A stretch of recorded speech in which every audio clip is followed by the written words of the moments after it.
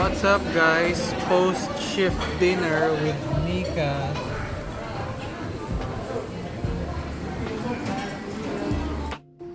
Hello guys, si Nika gawa-gawa ng imbento ng mga ganap. Sabi daw may na-starstruck daw sa akin, nakakilala daw sa akin. If ever na makita nyo man kami sa public, no, don't hesitate. Kalabitin nyo lang kami, guys. Yeah, lalo na ako. Ay, lalo na ako talaga. Oo, lalo na siya. Kahit mukha akong masungit. Oo. Masungit talaga ako, pero mamamansin naman ako. Oo, masungit siya. Tandaan nyo yun, guys, ha. And, nandito kami ni Nika ulit sa Rio. Next day. Maganda yung araw. Magpi-pickleball kami ngayon, guys. So, nag-book na kami ng court. Indoor court. Kasi may forecast kanina na parang heavy rain. Eh, wala. Lumabas yung haring araw. Hindi namin alam kung anong plano ng mga... Pwede kaya mag-read?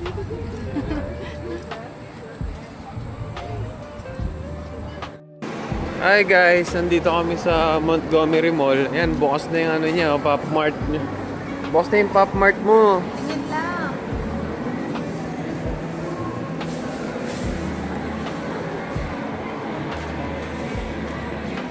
Gusto ko magkaroon ng ganitong goal sa Ganyan? forever.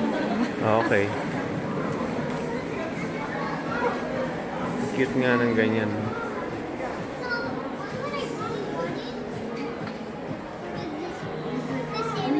Ganda, parang magandang iuwi. Bili ka na yan. May shopping bag nila. Ganda dito, no? Maayos yung store. Maganda yung pagka-organize. Sa New York, kalat-kalat eh.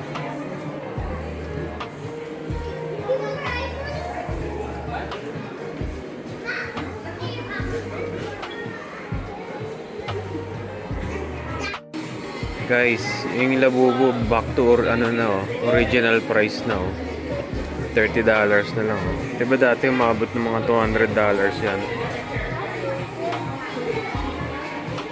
Hindi na siya hype ngayon.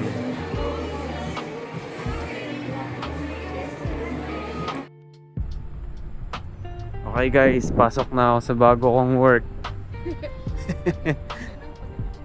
Oo, dito ta.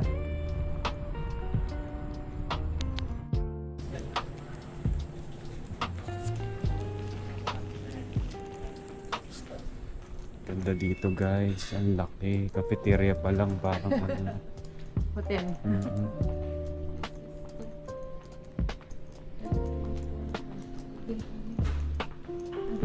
Straight tayo.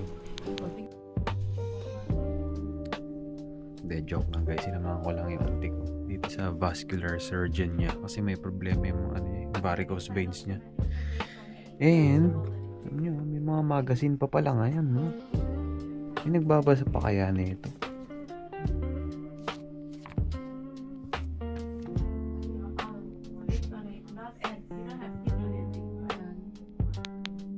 Right here in the front. Yeah, okay. Thought I had to take off that. Sa umi na naman kami, auntie. Thank you. Magaganyan ba tayo po? Sushi? Ay, may sabaw-sabaw.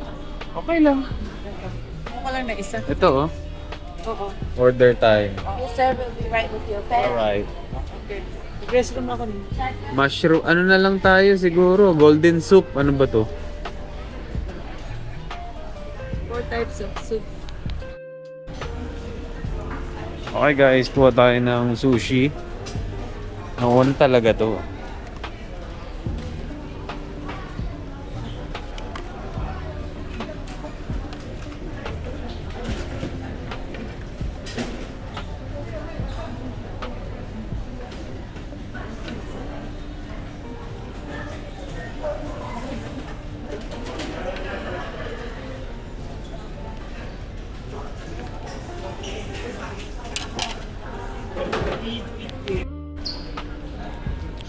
Punta naman tayo guys sa mga ulam-ulam, mga seafood.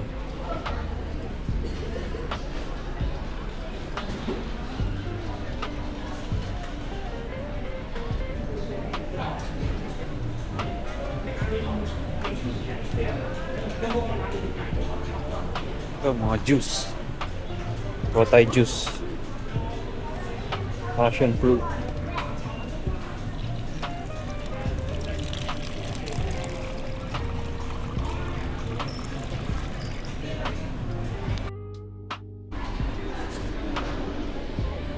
Potek talaga guys. So bahala na. Labo-labo na. Makahalo rin naman sa tiyan yan. Guys, day off ko ngayon. Nakabakasyon na ako. From ngayon, Friday. Ay, Thursday ngayon. Bukas may biyahe kami. Puntang upstate New York. Samahan niyo kami. And may kukunin lang ako sa facility. Duty ako kahapon. Naimong ko yung baunan ko. Grabe guys, magba-birthday na naman ako. Malapit na. Mga natutunan ko sa buhay ko, no? Itong ano na to, itong decade na to. I would say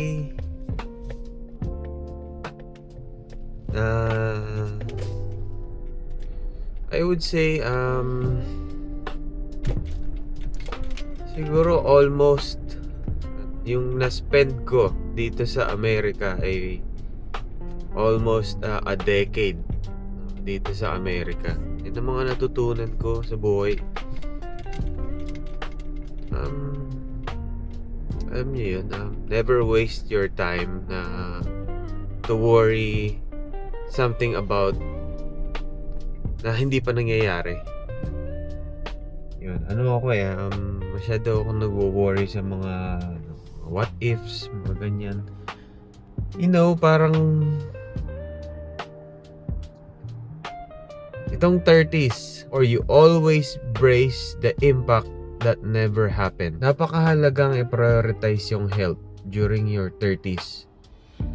Kasi wala nang patawad kapag pinabayaan mo yung sarili mo during at this age. Prioritize mo yung sarili mo. Kasi ako sa tingin ko yung beauty ng nasa 30s ka is well, you don't feel too old but you're not young either. Yun yung parang yung may enjoy mo pa yung last strand ng youth ng trentahin. You enjoy but you're not reckless that you were once used to be during your 20s. Yun nga, ito na yung edad na sisingilin ka kapag pinabayaan mo pa yung sarili mo eh. As your age climbs na papunta na sa alam mo yun, the next decade, kailangan may na-invest ka na during your 30s na sa health mo. Dapat na umpisahan mo na yan i-maintain, or kung ano man kailangan kailangan maagapan mo na. Ang hirap eh. Realize ako kasi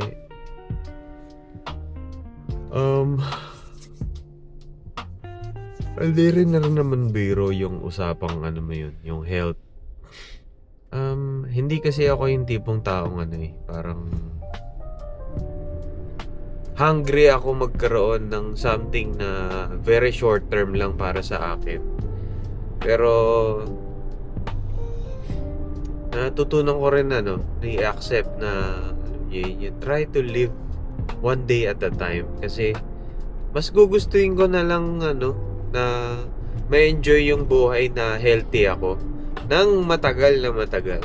Yun na siguro yung parang pinaka hindi mo mabibili, hindi mo mapag-iipunan yung investment mo sa health mo. Hirap yata kasi yung you always keep on trying to be healthy kasi may nag-uumpisa na yung mo, yung may mga health risk ka na, ganun. Mas mahirap yata yun. Kasi mas malaki yung impact ng regret eh. Pag sabihin natin one day hindi mo na kaya tong gawin kasi alam mo yun, naabuso mo na yung sarili mo, na akala mo Porque kaya mo pa, sige ka ng sige. Pero dadating yung time na pag nag-crash na yung katawan mo, doon mo na lang marirealize na sana hindi ko na lang to ginawa nung bata-bata pa ako. Kasi dito rin naman pala papunta. Hindi ko na kayang gawin. Pero minsan yung alam mong wala naman nangyayaring masama sa katawan mo, no? Parang nakaka-boring din. Wala kang magawa. Siguro, ano lang yun, talagang human nature yun, no? By the way guys, bukas samahan nyo kami sa trip namin puntang Niagara, New York. Matagal ko na siyang hindi nakita, promise. Yung mga hindi pa nakakaalam sa inyo, dati as a family nakapunta na kami dito sa US. Maliit pa ako noon, 6 years old pa lang ako noon. 1994. Tama ba? 1994 or 1993? Nakalimutan ko na. 1994. Pumunta kami ng US noon. In-invite kami ng uncle ko sa New Jersey. Yun, nakapunta na kami ng Niagara nung bata pa ako. And then yung sunod na balik namin, which is high school na ako noon. Magsa-second year high school na ako noong 2001. Yun na yung huling memories ko ng Niagara Falls 2001. Di pa ulit ako nakakabalik. Kahit pa ulit na kami sa New York. Kasi malayo kasi New York City sa dun sa Niagara Falls. Yung sa Buffalo.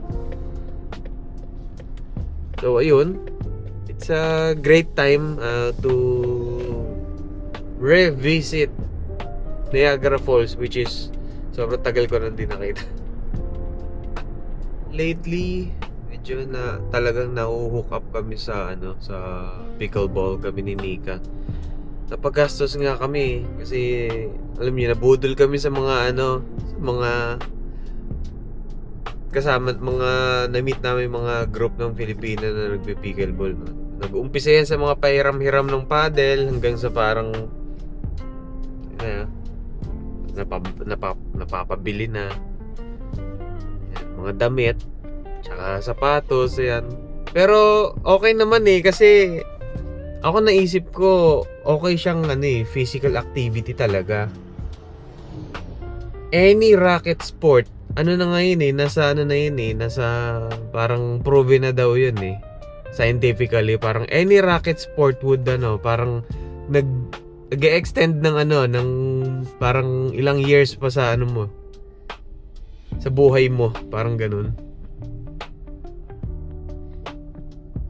Kasi coming from tennis, kasi sino man sa inyo may racket sport, badminton, ping pong, tennis, ayan, mga ganyan. Limitless yung yung progression mo sa sa racket sport. Ay parang sa tingin ko any sport naman limitless talaga yung progression mo diyan. As long as parang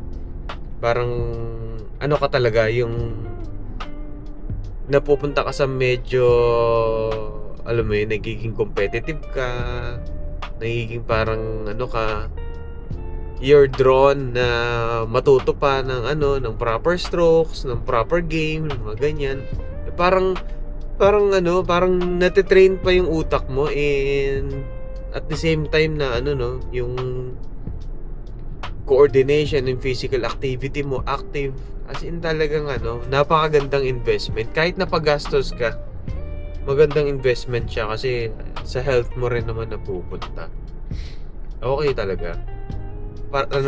Nung tinignan ko yung mga tennis racket ko, ang dami ko palang biniling tennis racket. Ngayon, meron akong 2 Pro Stop, meron akong 2 Yonex. 3 pala Yonex ko.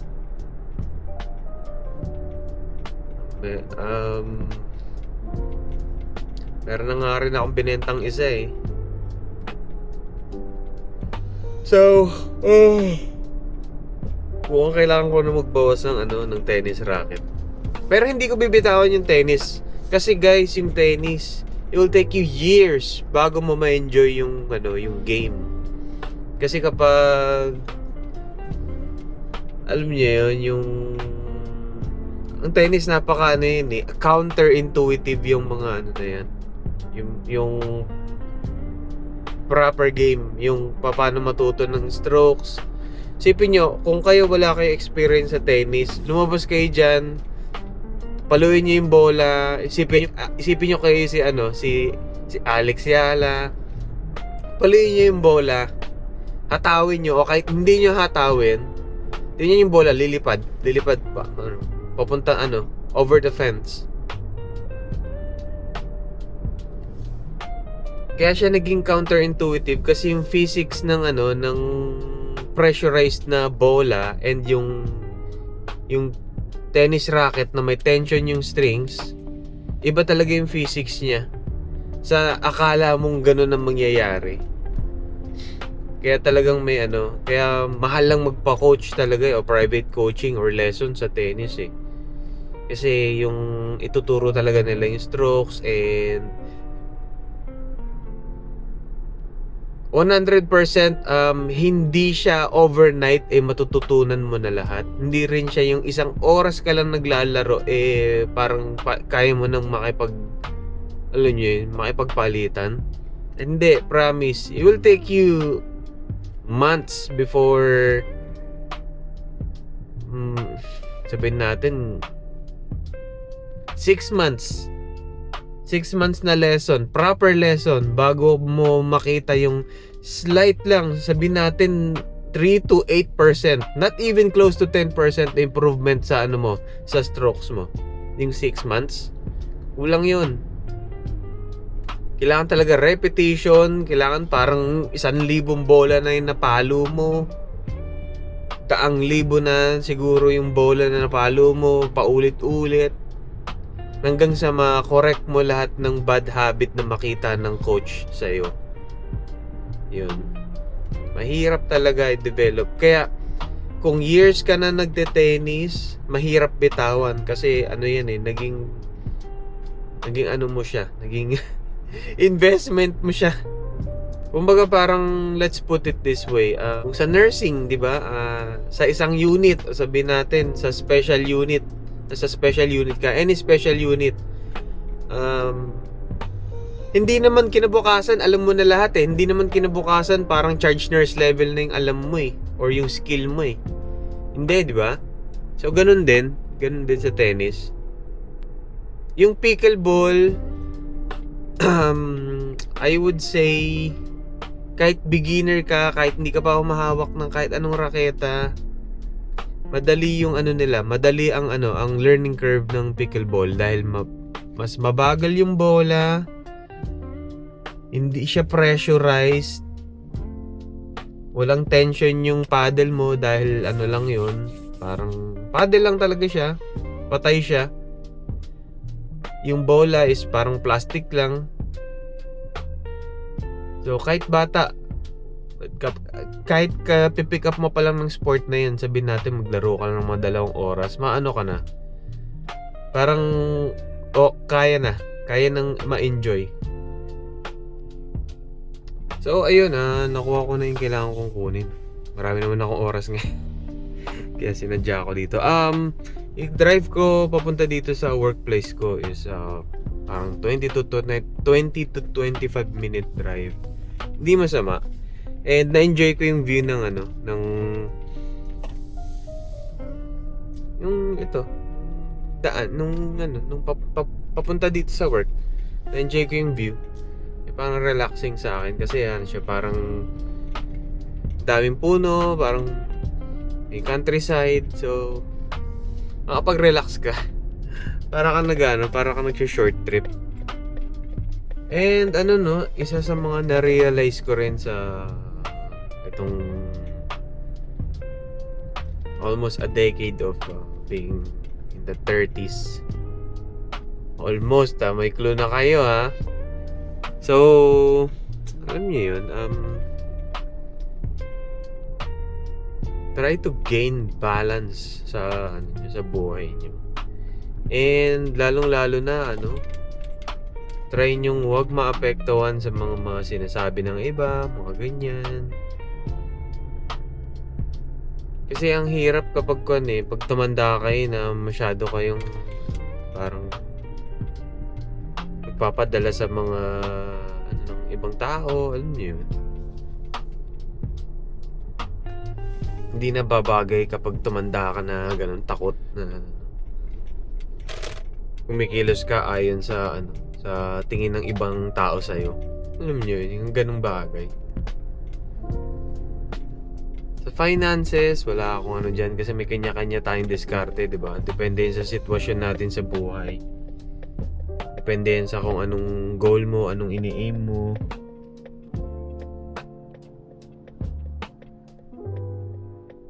Basta huwag ka lang magkakamali sa mga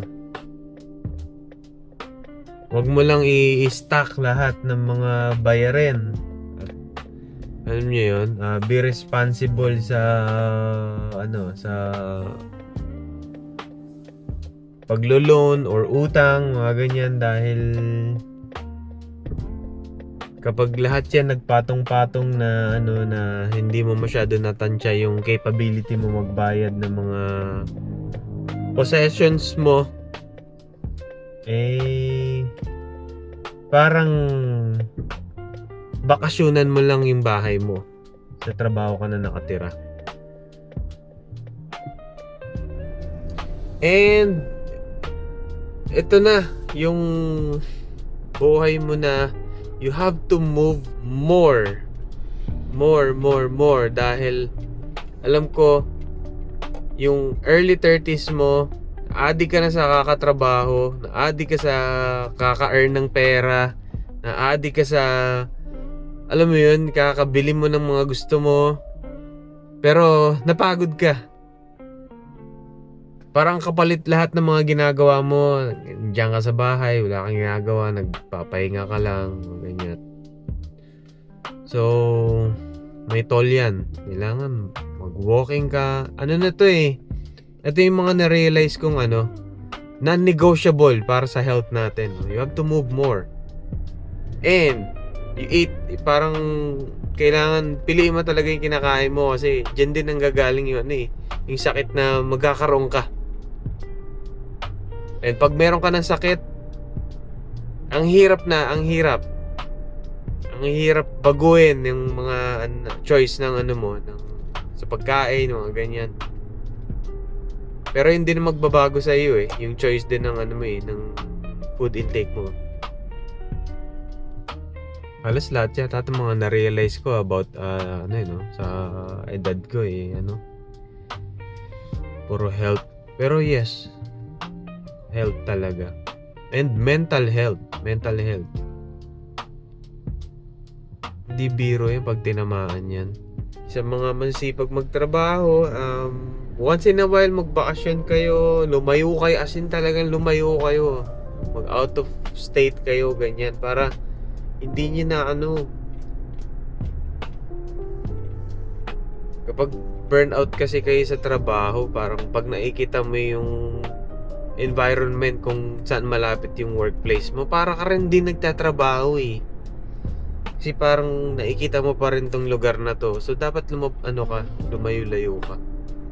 Hindi naman kasi ibig sabihin na nagawa nyo magbakasyon pagbalik nyo sa trabaho parang okay ka na. Hindi ganun. Baga parang hinihil mo lang yung katawan mo from yung sa stress na nafe-feel mo from work.